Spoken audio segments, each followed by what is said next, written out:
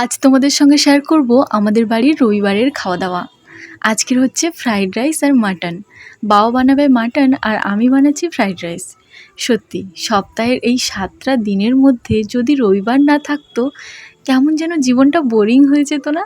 সত্যি রবিবার একটা আলাদাই আনন্দ। সারা সপ্তাহ ওয়েট করে থাকি কখন রবিবার আসবে।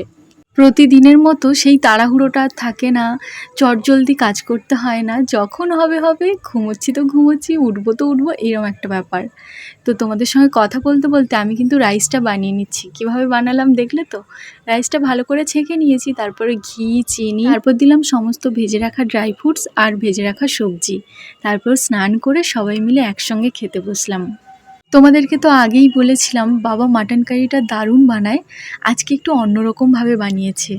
আজকের বানিয়েছে বিহারি মাটন। এটাও খেতে বিশাল লাগলো। চলো আজ তবে এইটুকুই থাক, বাকি কথা হবে কাল।